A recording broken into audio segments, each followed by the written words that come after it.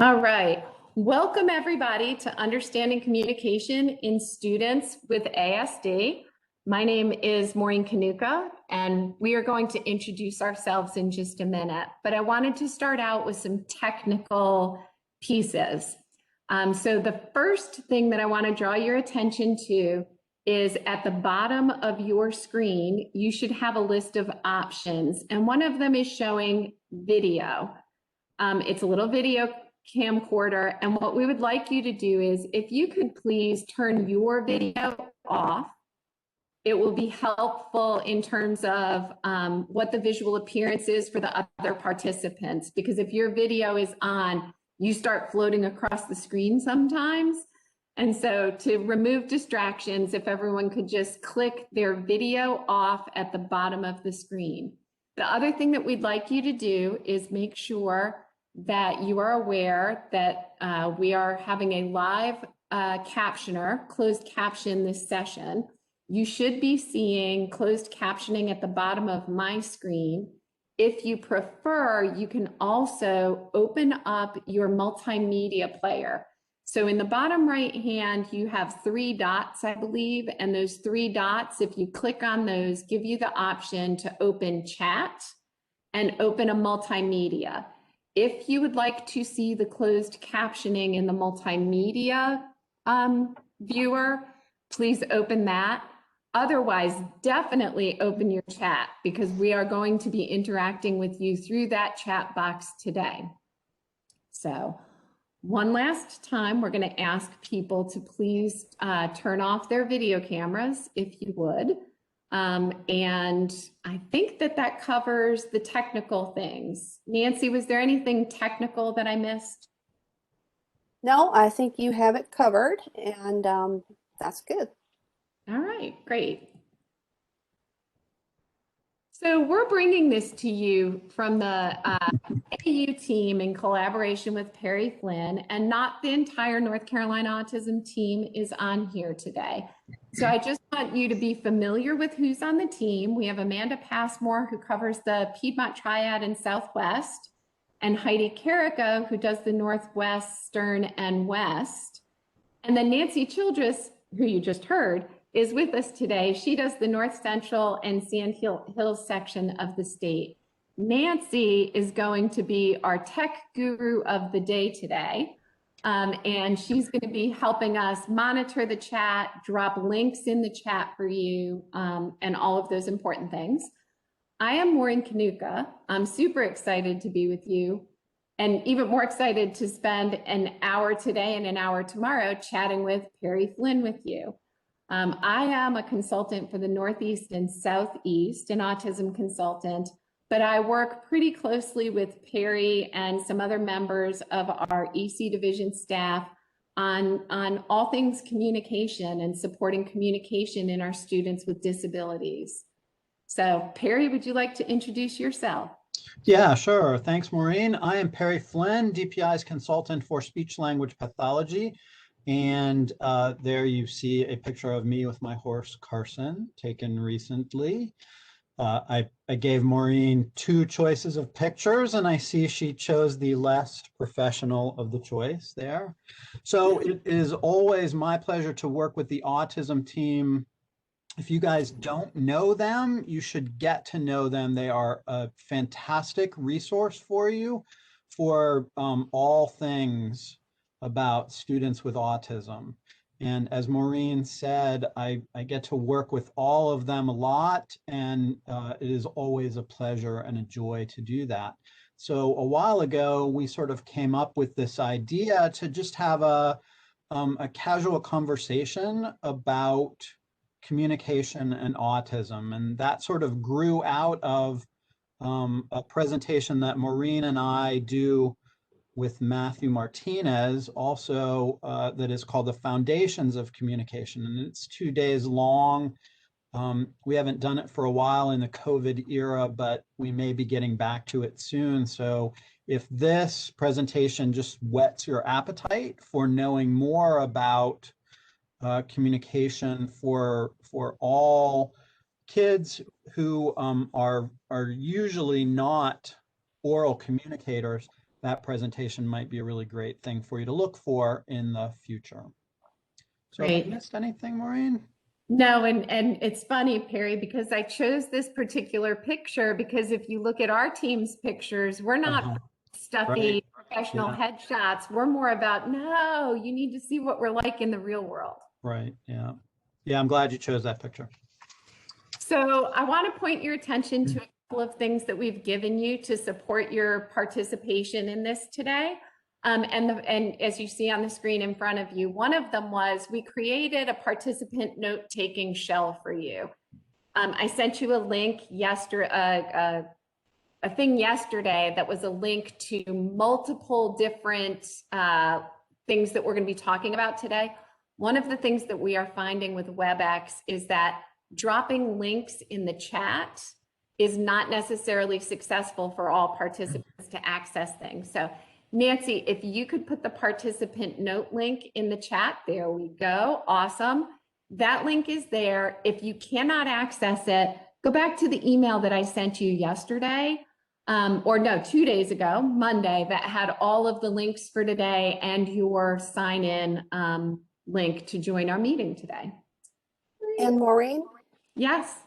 it also has been successful for some participants to just grab that link and then just paste it in your browser. Perfect. Thank you, Nancy. All right, so we want to start off today. We're here to talk about communication. And it's really important for us before we start about communication and waxing poetic, because today's going to be really a conversation between all of us, but between Perry and I, with you guys helping to support through the chat and things like that. And so what we want to do is we want to start by asking you if you could define communication in the chat box. So take a second, think about how you would define communication and just type it on in that chat box and share it with us.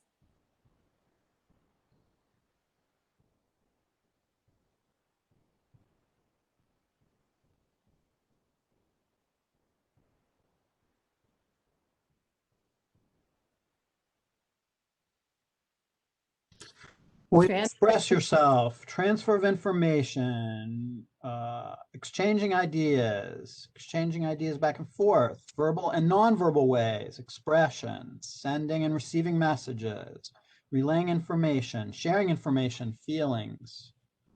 Some great ideas there about what communication can be used with signs and symbols. Express thoughts and feelings. Someone said wants and needs earlier. Yeah, great. All right. Well, so we know what the participants are thinking. Ability to communicate ideas. I love that because that's feelings, information, wants and needs. Look at you guys, keep going and going and going to make a connection. I love that. That's a social emotional learning piece right there.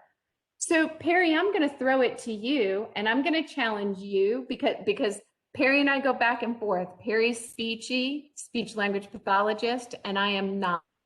And so I always want Perry to break it down and give it to me in the simplest terms he can. So Perry, can you provide us the simplest, accurate definition of communication that you can? So I have to be simple and accurate, Maureen? You know, I always up the ante every time we're together, Perry. Okay.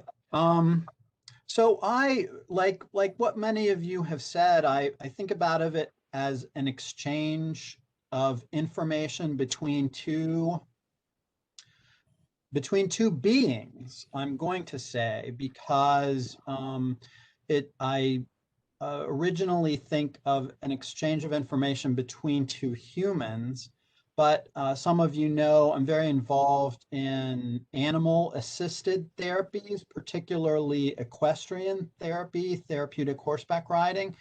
And I feel like, you know, those horses are able to communicate with our kids with autism really well. And our kids with autism are often more likely, more comfortable with communicating with animals than humans. So I want to just say that can be an exchange of information, either verbal or nonverbal, between two entities that, I will say living entities. So what do you think about that definition, Maureen? I love that definition, and I think it really helps as we get into students with the autism spectrum disorder later on, is that concept that sometimes for them scaffolding so that they're able to have a less intimidating communication partner allows us to tap into that back and forth exchange, and then we can shape it into communication between two people. So I love that. And you know, many of you these days are starting to welcome animals, you know, support animals into your classrooms, and I love that. There are a couple classrooms here in Greensboro that have like literacy dogs come, and the kids read to the dogs a couple times a week, and I just love that idea. So that might be a concept that you can pursue for your classrooms if you're interested in doing that after this presentation. I have to give the LEA disclaimer, which is, of course, you have to check your local board policies around all of that. Right. So when we talk about communication, one of the things that our team likes to share, Perry being our team, the EC division, is the Communication Bill of Rights. So by a raise of hands or just in the chat, yes or no, are you familiar with the Communication Bill of Rights? Okay. Yeah, my sense is that most people are not familiar with it, and that's unfortunate, but again, maybe a golden nugget that comes of this presentation today is that you are familiar with it. And you know, I've started to see it much more prevalently used, and even some schools are displaying it. Some schools that have a large population of kids that use some alternative communication means are starting to display it even in public places in the school, and even on the playgrounds I've seen. So this is a really nice graphic that Maureen found that talks about the Communication Bill of Rights, and so I don't know. Yeah, Nancy dropped a link into the chat that's from ASHA. So I'm gonna, yes, thank you, Nancy, because with all my yeses and nos, it disappeared. I would really encourage you guys, if you have not spent time with it, to really spend time with it. I think about like, I'll share a personal experience because it happened to me not that long ago. A situation where you needed to communicate something and couldn't. So my husband and I went on a trip, and I tend to be a little bit of an adventurer. And so we went canyoning. And if you know what that is, that's rappelling off of the sides of canyons and going down a river ravine, including rappelling down a waterfalls. So when I was rappelling down the waterfalls, the water was absolutely making it that I could not breathe. And I had no way to communicate to the safety guys the trouble that I was in. And the panic and the anxiety of that for me. And so I think, like, I encourage you to think, if there's ever been a time when you were unable to communicate, what that felt like for you. And imagine that some of our kids who are early communicators, or some of our kids who are nonverbal, that we haven't given great communication systems to, that's a feeling that they experience on a regular basis. Very scary. So probably a couple times through our presentation today, we're going to talk about ASHA.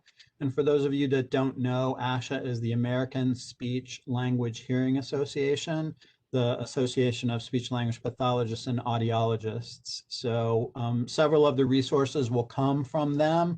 There is a great deal about communication on the website that is open access to non-members. So if you choose to access that, there's lots about autism, students with intellectual disabilities on that website. So that might be another really great resource for you. It's asha.org. That's great. Thanks, Perry. So Perry, we've talked about what communication is and the concept of it's a student's right to communicate. What else do you think is really important for educators to know for them to understand and support the development of effective communication in students? Yeah, so that's a huge question. We could spend a day on that.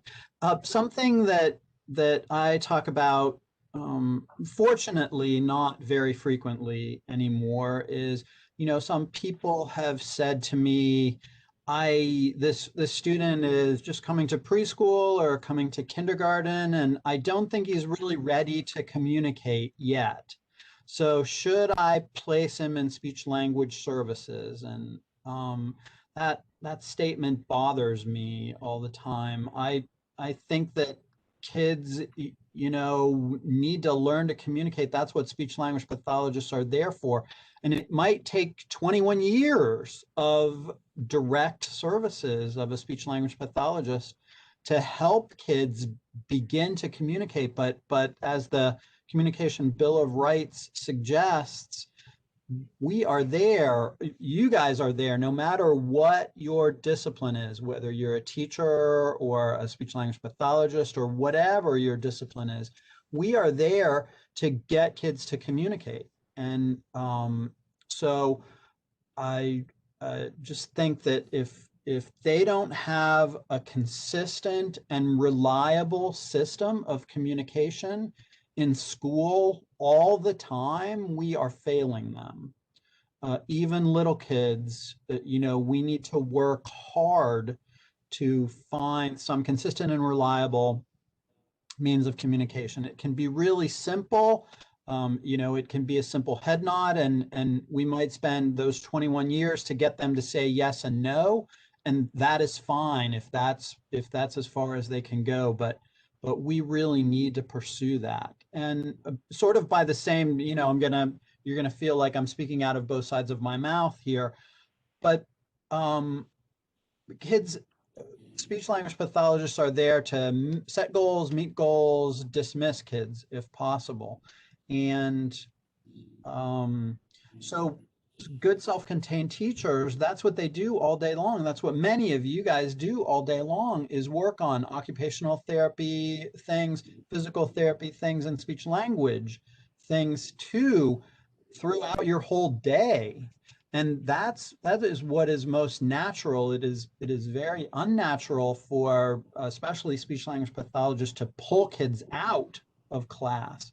And so, we hope that speech language pathologists are going into your classrooms and helping facilitate language all day long throughout every activity of your day.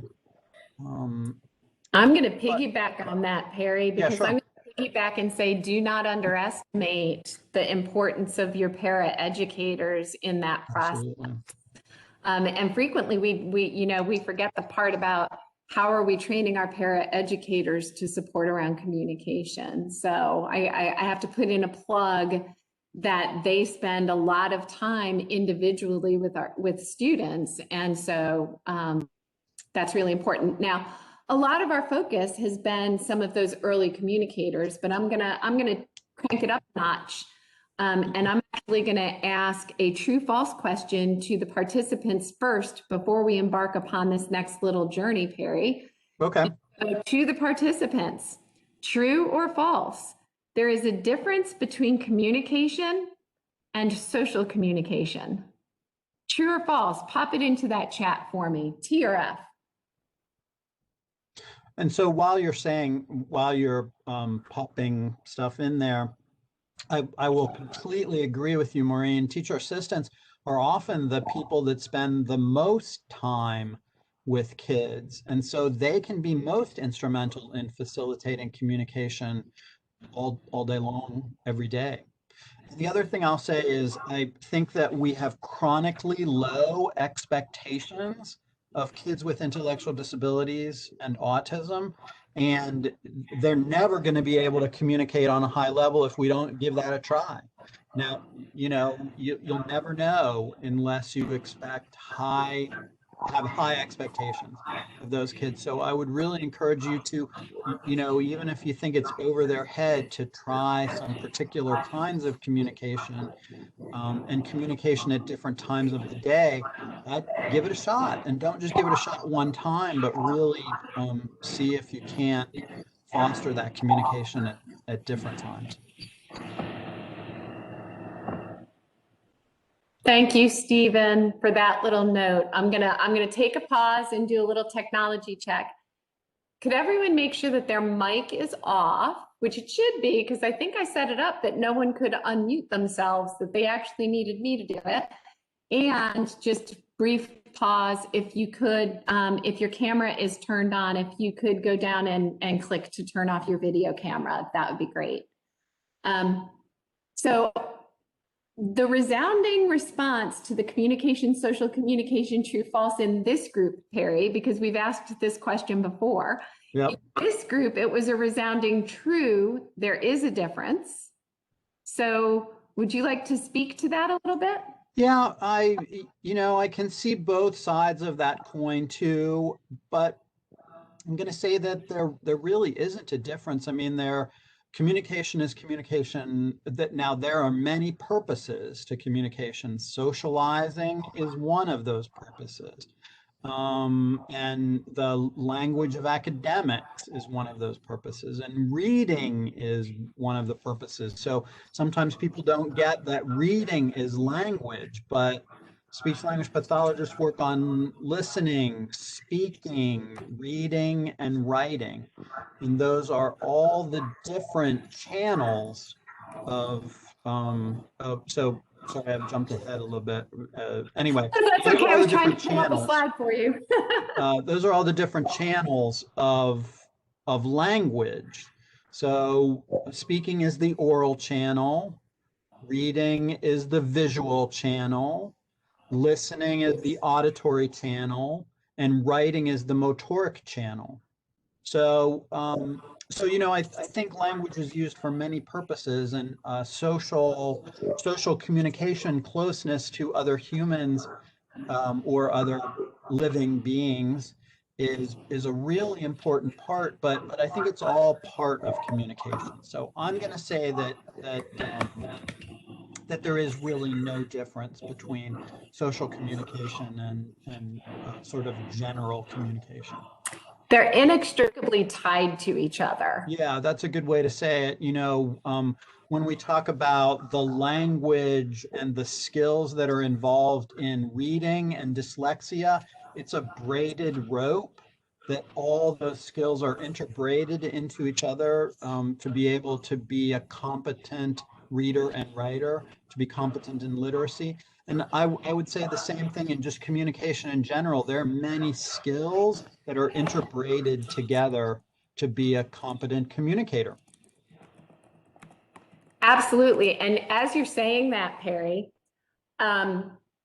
you're talking about all of these different skills that are required. Let's talk about just two parties having a conversation and all of the simultaneous processes that are involved in two people just engaging in a conversation. Yeah, it's, maybe some of you have not contemplated this, but it's a tremendously complex interaction. Some people have suggested in the chat there about body language, but there are many, many things that are involved in that. You've got to be good at the executive functions.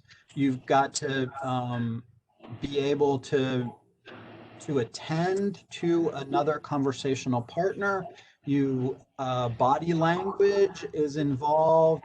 The understandability of someone's speaking is involved. Social cues, yeah, people are inhibitory control. I mean, eye contact, maintaining a topic, taking turns, prior knowledge about the content that you're communicating about. All of those things are important, not to mention the nuances of language that are syntax, semantics, phonology, grammatics and morphology. So that it is just a tremendously complex. It's amazing that anybody is a good communicator at all, taking into consideration all of the things that we have to do to be competent communicators. And Perry, they're having to do all of that in split-second decisions. Yes. Right? So you're managing all of it and you're having to react to it really, really quickly. So what we've done is, because part of this executive functioning thing is, I want to delve into it for a minute, and then we're going to move into autism spectrum disorder. So Nancy, if you could drop the links, we've got a link for you that's a very simple handout on executive function processes. And then there is a link to some executive functioning training / videos from Ocali that are very worth your time if you have a chance to look at it. But, you know, when you think about executive functions, you think about initiation, right? So you're standing back and you're watching this conversation and somehow you need to insert yourself into it. So that takes initiation. You have to be attending to what people are talking about and be able to self-monitor your own participation in that and people's responses to your participation in the conversation. I love the one on inhibitory control, because those of you who work with students with autism spectrum disorder know that inhibition or inhibiting themselves from doing some of the impulsive things they do can be rather difficult. But you don't want to interrupt, right? You don't want to change topic, right? Even though it's what you really, really want to talk about. And that's an impulsive thing that you would want to do. So looking at all of these and just thinking about them in terms of how they play into conversation, social interaction, and how we interact in a social world, I think is really informative for all people. But then when we take it to students with autism spectrum disorder, it lends a whole other piece, because our students with autism spectrum disorder in general, even though it's not a core characteristic, core feature of autism spectrum disorder, deficits in executive functioning are a known feature for our kids, that they might not all have the same issues with executive functioning, but many of them have issues, significant issues in certain aspects of executive functioning. And Maureen, that goes with lots of kids with communication problems too. Some of the communication problems, the root of the real problem is some disorders of the executive functions. And so that is something that speech language pathologists do, and maybe some of you are doing it too. Classroom teachers may be doing direct instruction with kids in those areas of executive function. Like we provide some direct instruction in how to attend to a conversation, or how to inhibit your impulse to skip topics and get back to talking about trains like Sheldon Cooper would love to do. So, Well, you know, and if you guys know the Big Bang Theory, his friends are always trying to provide some direct instruction to him about his social language skills and about his executive functions too. You know, they say to him, Sheldon, not everybody wants to talk about trains all the time. Stop it. So it's just a sort of funny study in executive function there, Sheldon. absolutely. So we did have a question that popped up a minute ago, and I'm going to put it on hold, but I want the person who asked about mathematics equaling language with a question mark, that we will be addressing that before we finish tomorrow. So I'm going to put that one on hold. Nancy, is there anything else that I've missed by way of questions or comments in the chat box that you'd like to share with us?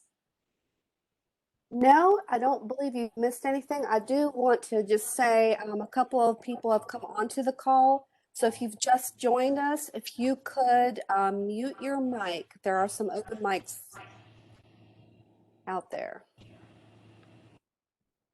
Okay. Thanks. Yeah, we definitely will talk about the language that's involved in math and other subjects as well. And then one thing that I wanted to piggyback on is you were talking about all the executive functioning things, and it's another thing we'll be talking about before we're done tomorrow. But when we talk about executive function, it's very much related to occupational therapy, right? So I don't know if we have occupational therapists on the call today, but this is why we think that it's such a supporting communication is a multidisciplinary endeavor, because the expertise of your school psychologists, your occupational therapists, your educators, your paraeducators, and your speech language pathologists, and parents and families are all part of supporting communication and the development of communication for our kids. Whether we're talking about communication in its umbrella form, or we're talking specifically about social communication. Yeah, so as Maureen suggested, we work very closely at DPI with all those professions, OT, PT, speech, school psych, and we try to model collaboration or interprofessional practice from the State Department level down. And so Lloyd Ray, who's DPI's consultant for physical therapy, and Bridget Lecomte, who's DPI's consultant for occupational therapy, and the autism consultants here, we often present together because we want you all to work as team members to facilitate the goals of all the disciplines, but certainly we're talking about communication here, certainly to facilitate communication across OT settings, PT settings. So Ray, the PT consultant, talks about that, once upon a time when she was doing direct therapy,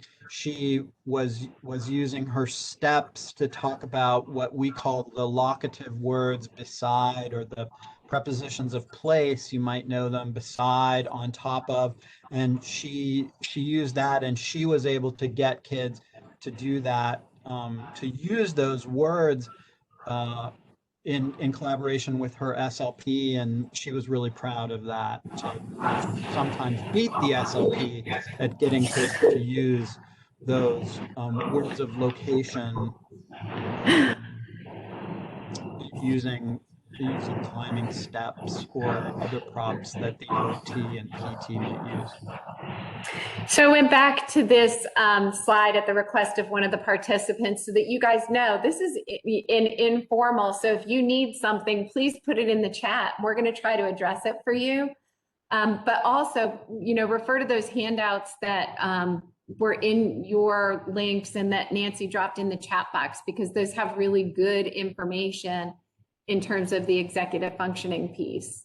Yeah. Right. And if you want screenshots of these things, you can just take a picture of the screen with your camera on your phone. Is another quick little topic for you. So we talked about communication and social communication, and our team always wants to bring people back when we're going to talk about autism spectrum disorder to the two big buckets that we're looking at. So we're looking at differences in social communication and interaction, and then we're looking at the presence of restricted repetitive patterns of behaviors, interests, or activities. One of the reasons why we bring people back to this right now is because, as some of you know, but not everyone does, our eligibility criteria in North Carolina for autism spectrum disorder changed a year and a month ago. So it changed January 1st, 2020 to better align with the criteria that's accepted in the field. And so we like to bring people back, and specifically to really be looking at what we're talking about with the social communication piece. So we're not here to do a webinar or anything specific to the ASD criteria or the policy, but I'm going to have Nancy drop in the chat. We did a guidance document related to this policy and eligibility under the category of autism spectrum disorder. And in it, we really delve into what you should be looking for in each of these areas.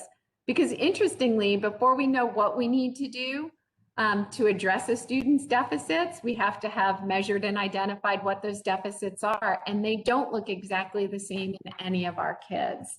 So I just wanted to put that up there. There are a lot of things that play into the deficits with students with ASD. And we just, again, wanted to point that out to you. Yeah, great. And so, Maureen, to your point here, a good comprehensive assessment or diagnostic of these kids will investigate all those areas that we've talked about so far: social language ability, their ability to use syntax, semantics, pragmatics, phonology, their ability to use the executive functions. So, you know, good comprehensive assessments will be with a speech language pathologist and maybe a school psychologist and self-contained teachers who might know the students really well and be able to say, yeah, he uses really good social language when he's on the playground. He's very socially appropriate, but he sure is not in the classroom. So, you know, situational differences and looking at all those subtle nuances that make up competent communicators is what a good assessment for this population will look like. And I think when we talk about that, Perry, one of the things that you know, I always chime in on this is these things are not all measured on your standardized test batteries, right? So as you're looking at these different skills and or potential areas of need, I mean, the absolute best assessment for those is really good observation, really good language sampling. There I am, a non-SLP, talking about language sampling. Bless you. I know. You deserve chocolate for that. Virtual chocolate to you. Thank you. And I mean, honestly, I'm famous for stalking students in all of the non-structured environments that they're in, right? Because if I want to look at social communication, I have to look at them in settings that are being really driven by that social piece. And so that means I'm going to stalk you in the cafeteria, on the playground. I'm going to try to catch you in those times that the teacher's not dictating how those interactions are happening, so that I can see what you do on your own independently in those situations. Right. And good interviews with teachers are critical. Asking teachers what kids can and cannot do from the communication expectations of the educational standards. A great pragmatic assessment. There are many really good non-standard pragmatic assessments that you can just search the internet. There are some in my guidelines that are on my website. You just Google search my name, Perry Flynn, and go to my website, and in the guidelines for speech language pathologists, there's some good pragmatic checklists, but there are lots of great ones on the internet now. Doing inventories or interviews with kids themselves. I mean, I think that we often leave kids out of the interview process, and many kids who have mild disorders, disabilities, are really able to add great insight into what they need. And so don't leave them out of the interview process. But teachers are a great interview to know what kids need. Parents certainly are as well, kids themselves, making observations in a variety of different environments around the school, all, as Maureen said, non-standard assessment tools might be the most educationally relevant things that you do to figure these kids out. So in the chat box, I absolutely love that you guys are bringing us to our current situation and asking about recommendations for data collection for students in virtual learning where there's limited social situation. I kind of want to insert something here. One of the things that the state is very focused on right now, as they should be, is social emotional learning. And we need to be supporting social emotional learning within the virtual environment. And so I know our team has done some work in terms of supporting social interaction for students in a remote world. And what I would say is, one of the things that we recommend is to actually create some breakout rooms and some smaller things with conversational topics so that the students have a chance to be with each other as peers, not just relative to academic content. And so if we had teachers starting to implement that, and I know that's scary because kids can be mean to each other if it's not monitored, and so it has to be monitored in some way. But I have to say that would give you an avenue. You wouldn't be seeing them in what our typical social situation is. But if you think about kids in a chat room or kids in a breakout session, a smaller session, you would be able to measure, Perry, you can correct me because I love to pretend I'm a speech language pathologist. No, I'm Be happy. able to look at initiation. You would be able to look at maintenance of topic. You would be able to look at turn taking, right? So there are pieces of this that you would be able to look at. Are you going to see nonverbal communicative behaviors in a virtual setting? That's a lot more difficult. But I do think that there are pieces of this that that still could be measured in a virtual setting. Anything, Perry? No, I completely agree with you. The educational environment now for so many kids is the home. And so there are some social interactions like with parents that you might observe. You might ask a parent to interact in some, pre-planned joint play kind of situation, something like that, and see how the kids interact there, because in these days, that might be the social interaction that's going on only between a parent and a kid. Some kids aren't getting out at all. So we can learn lots from that. But I agree with you. If kids are being seen in like classrooms, you could make some breakout rooms and observe, do those kids not interact at all? Are they always interjecting weird stuff that is off topic? All that kind of stuff. So someone asked, I can't find the checklist on your page. So I will put a link in tomorrow. I just got too much stuff going on. But if you go to Perry Flynn, get to the page, scroll down in the useful documents section, and you'll see the guidelines in speech language pathology. If you open that document, you'll go to a pragmatics page, and there's some checklists, some educational checklists in there, and some pragmatics. Great.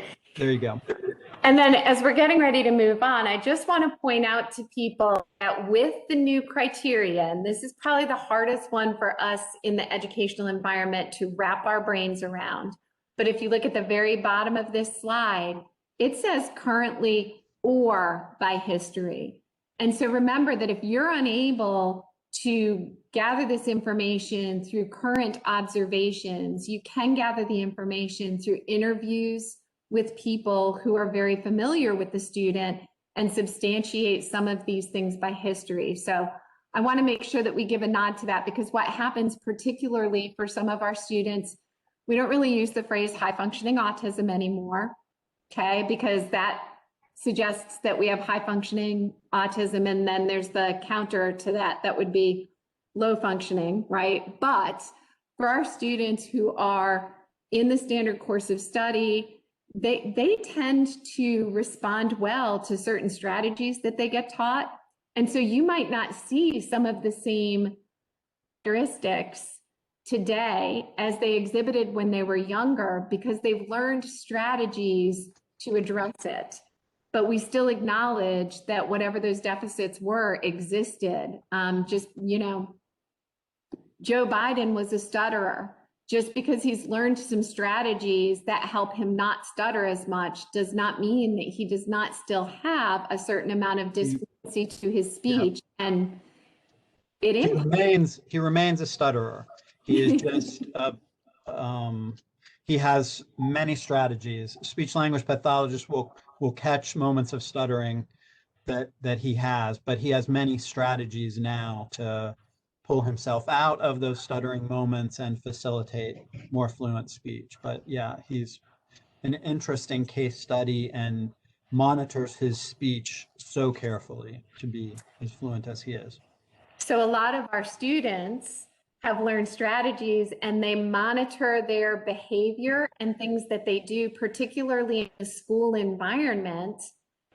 It's masking. So we don't see it in the school environment, but then what we'll hear from parents is what they're doing at home. And it's because they're holding some of these things in and doing the best that they can while they're at school. And then when they get home, they just break free and let loose. And so we need to be aware of that and acknowledge that is no less of a sign of autism when we're looking at eligibility. And even though our job is to deal with impact on educational performance, academic or functional, we still need to acknowledge that's part of the eligibility for special education services. But if they're doing this at home, they could still have autism. All right. So we also included for you just a link that gives you some of these characteristics and definitions of them. Nancy's going to pop it in the chat. This is not an autism spectrum disorder deep dive.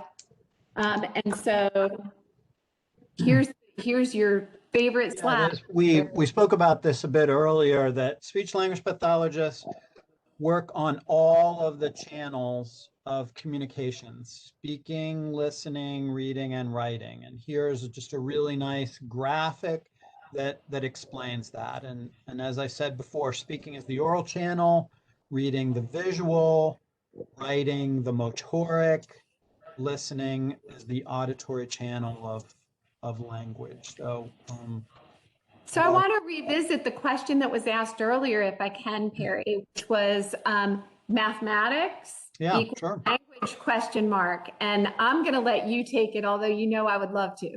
Yeah, well, you can chime in. I'll start. Absolutely, math is language. I've got a book back here on my bookshelf that the title of it is exactly that. You can't do math if you can't understand the instructions, if you don't have good sequencing skills, if you don't understand the concepts of before, more, less, add, subtract. Those are all linguistic concepts. And if you don't get those, you are not going to get math. Well, and so even looking at the diagram in front of us, Perry, right? The input is the teaching, or the receiving the expectations of the task or assignment, right? And so all of that is language-based, no matter what content area we're talking about. And then the output is my ability to respond to that and demonstrate my learning and what I know. And so language and therefore communication skills cannot be separated from any of the content standards. Areas, absolutely not. People say, we place kids for negative impact on academic achievement or functional performance. And so we have those two different things. And some people might chalk up social language to functional performance. However, I say to people, I can't think of really any language skill that isn't found somewhere in the educational standards. There's all kinds of social language expectations. We'll carry on a conversation, we'll maintain a conversation of a certain number of turns. All those things are in the educational standards. And so I have a hard time separating academic achievement from functional performance. Well, and so when we really think about this too, it comes down to, if communication is I'm not going to say prerequisite, I'm going to say requisite. If communication is requisite in order to engage in any content area, then we should be embedding our communication supports, interventions, and strategies into every content area. It's communication throughout the day, right? And that's not just for students who are low verbal communicators, right? It's for every student. We need to be looking at those needs and how they're impacting their interaction with the academic content. Absolutely correct. All across the day, every content area, every subject is language.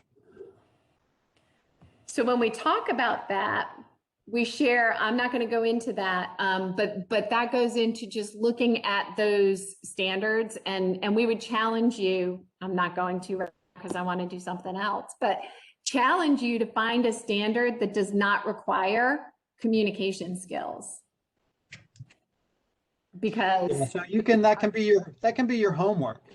You can look overnight at the educational standards and see if you can find something that doesn't involve communication.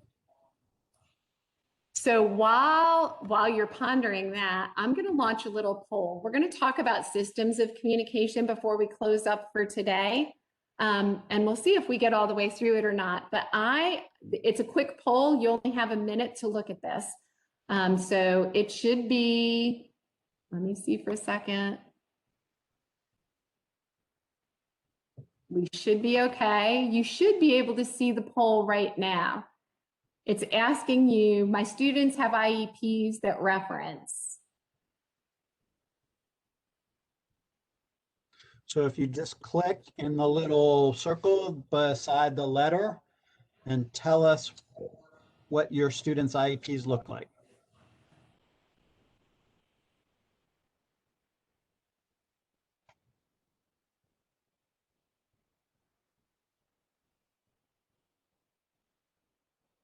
Poll is going to stay open for another 15 seconds and then it's going to close on us.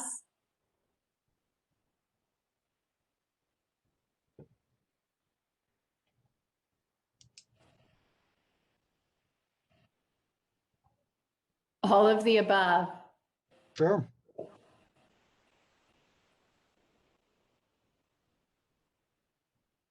Okay, I'm going to close it with what we've got. Can you guys see the results from what I did? Probably not. I can't see that.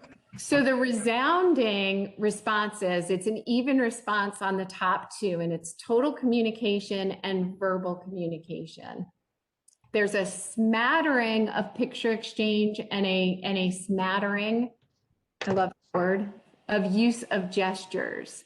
So total communication and verbal communication. And I get into this because I have a soapbox on it. And so Perry, if you could talk about systems of communication, explicit instruction to systems of communication, and how total communication plays into that, but maybe shouldn't be the tail that wags the dog. Yeah, so I don't know where to start, but I'll start here. That people get that that systems of communication, especially very sophisticated ones like electronics systems, computerized, the Dynavox or Proloco to go on iPads are very like sexy systems, and they think that they're gonna meet the needs of all kids all the time, and that is so not the case. Really, the majority of what kids need is very simple systems like core vocabulary, Project Core. If you don't know about it, just search that. It's based here in North Carolina at UNC. But Project Core is the basic communication words that kids need, that everybody needs all the time, the core vocabulary.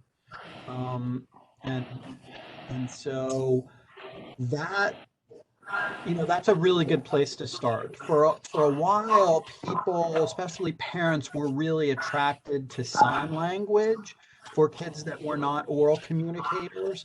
And, there are a lot of motoric needs to sign language communication. And the other thing about that is, if we can teach kids to communicate through sign language, but the majority of the population is not fluent in sign language, doesn't know any sign language. So the kid can only communicate with people that know sign language, and that might be a very limited number of people.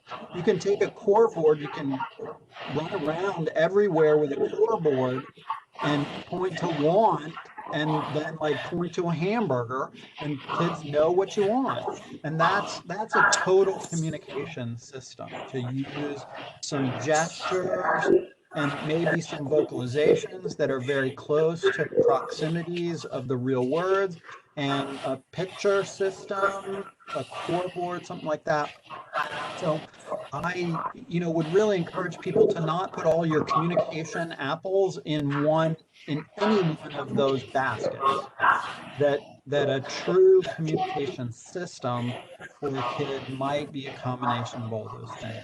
Now, not to say that some of those very sophisticated systems aren't the right thing. I have a 4-year-old that I work with at the equestrian therapy program who is an absolute whiz at using her iPad. She has the lamp system on her iPad, and she is a whiz at using it, and she's using 4 words grammatically correct, sentence structure and stuff like that now, and she's 4 years old.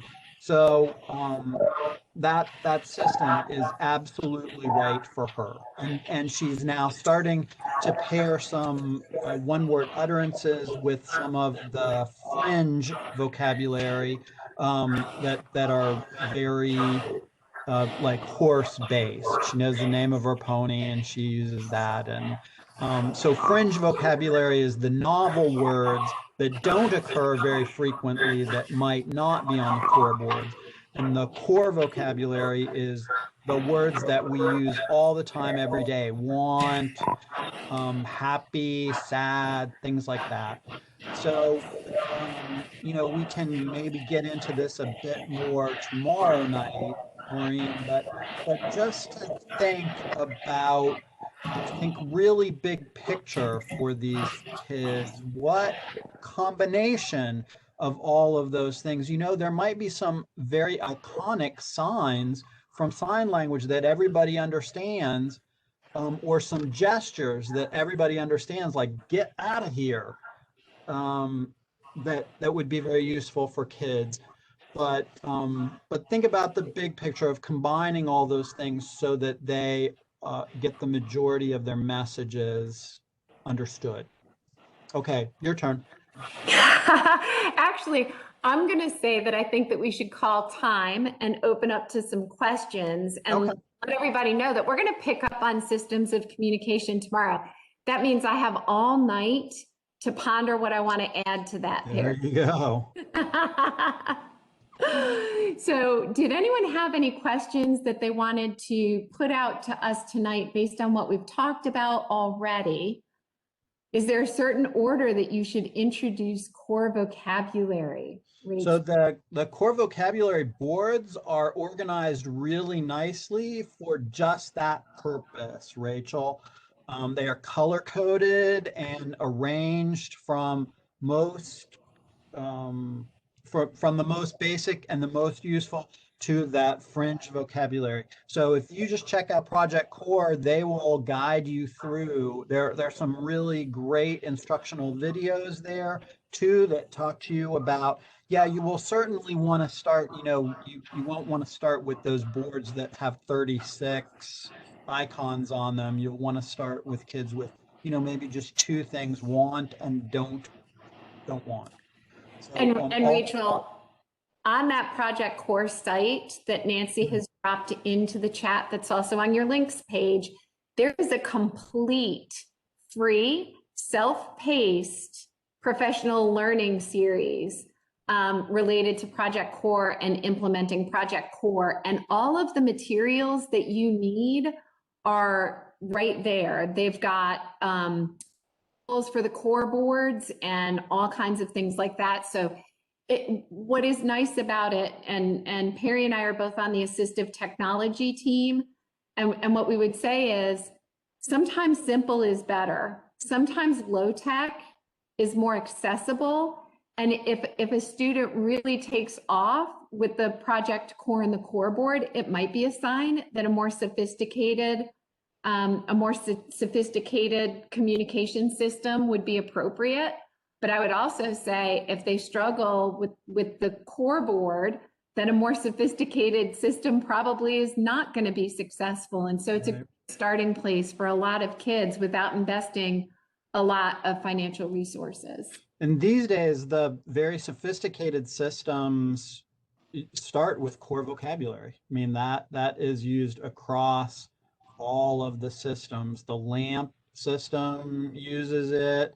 The Dynavox uses it, slightly modified for their own, purposes, but that core vocabulary is widely regarded now as, the place to start for sure for kids. Even with PECs. Yeah, right. With PECs, some of the initial vocabulary overlaps with the core vocabulary. So, a great question, Rachel. Yes, so, Rachel, thank anybody you. else have questions to chat to us? You all want to get home quickly and lay in your supplies of milk and bread for it's the French toast alert. Whatever's going to come tonight and tomorrow. It's all good. So you guys have in the email that you received on Monday, you have the link to join us back here tomorrow at 4 o'clock. So I included both links in the one email.